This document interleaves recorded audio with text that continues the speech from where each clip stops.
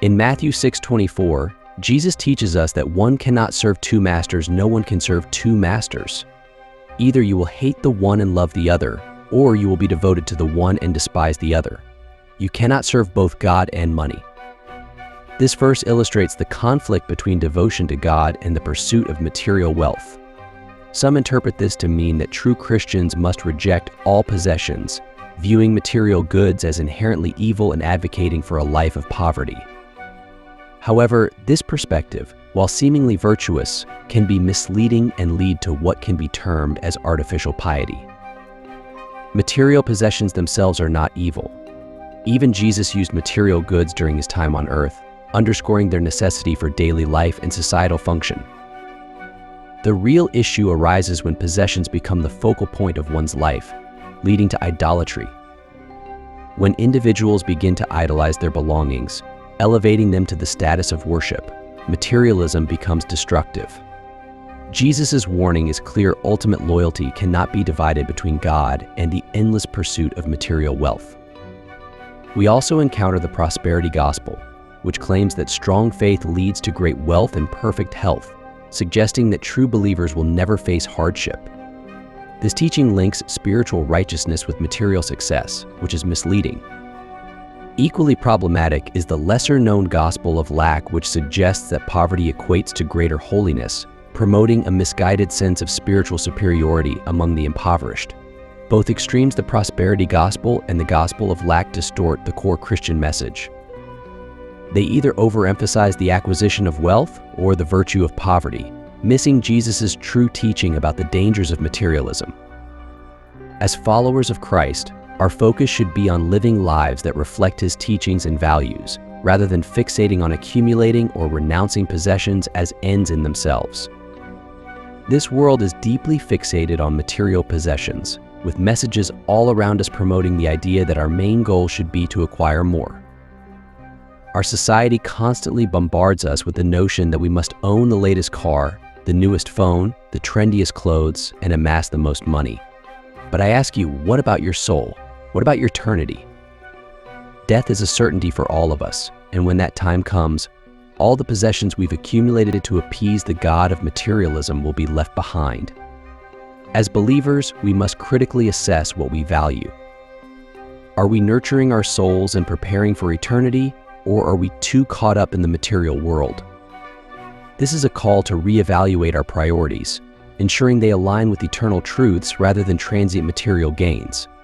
In the graveyard, you won't find the possessions people labored their entire lives to acquire: no designer malls, no hedge funds, no investments. Instead, you find stories.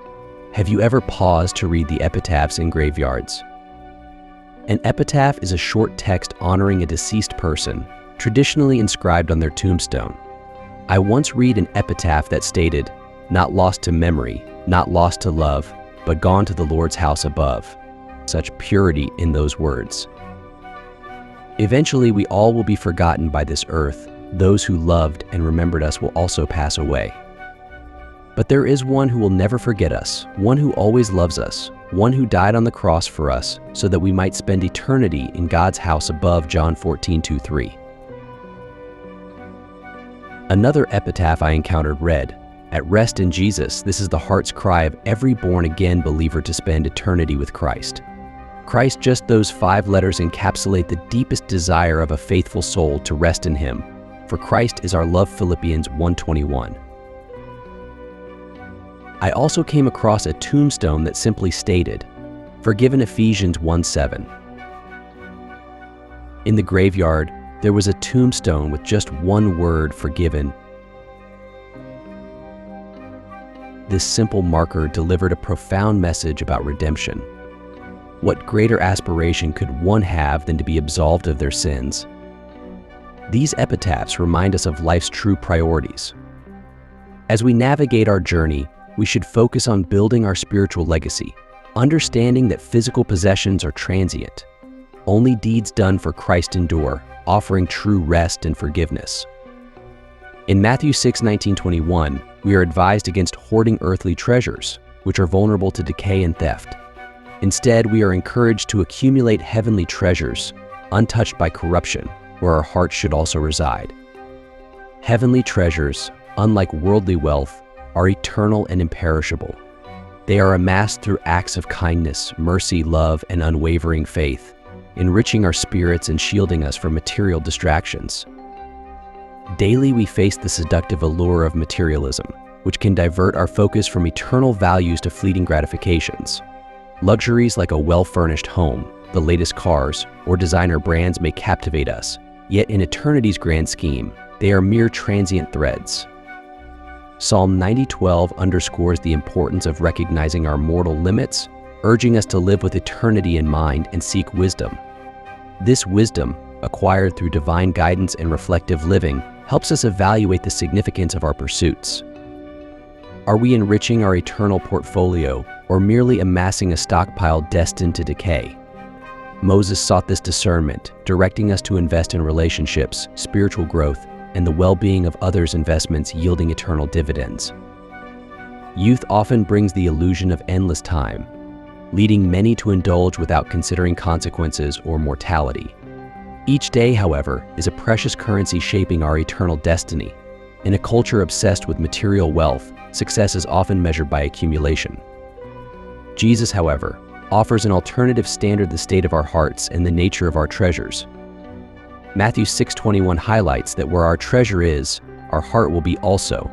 If material wealth holds our hearts, materialism becomes our God. Conversely, anchoring our hearts in God liberates us, bringing eternal joy and peace. As followers of Christ, it is essential to regularly examine our hearts and motives. Are we swayed by materialism's shiny promises, or are we aligning our desires with God's will, seeking His kingdom first and trusting Him to meet our needs in His way and timing? The stark reality is that materialism can lead to spiritual impoverishment. When our possessions control us, our spiritual sensitivity fades and our divine purpose becomes unclear.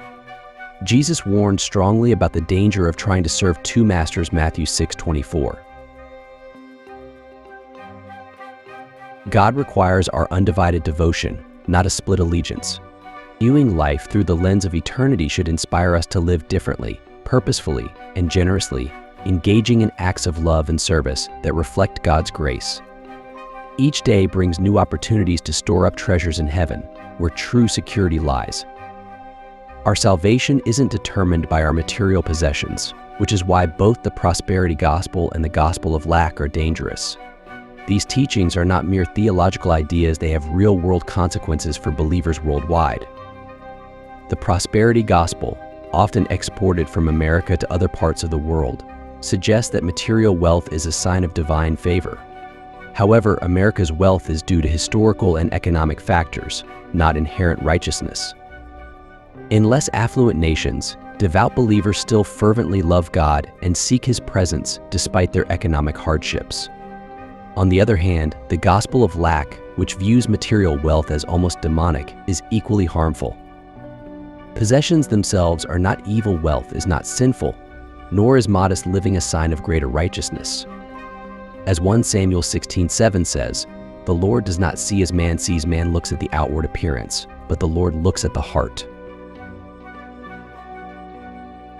1 Timothy 6:10 teaches, "For the love of money is a root of all kinds of evil. The core issue is not the possessions, but the love of materialism." Materialism, like money, is just a tool, but it can become an idol. Our generation, much like those before us, is increasingly obsessed with material wealth. This obsession drives people to compromise morals, abandon ethics, and engage in harmful behaviors, from gambling to destroying relationships, all for more possessions. It leads to indecency online, violence, betrayal, theft, and even the dissolution of marriages. As followers of Christ, we must look beyond the superficial allure of material goods and focus on the condition of our hearts and our relationship with God. We should use our resources to serve others and honor God without letting them dominate our lives. This balanced approach frees us from materialism and aligns us with Jesus Christ's teachings. If you found this video enjoyable, please consider liking and sharing it. Additionally, subscribing to this channel will ensure that you receive more updates in the future. Thank you.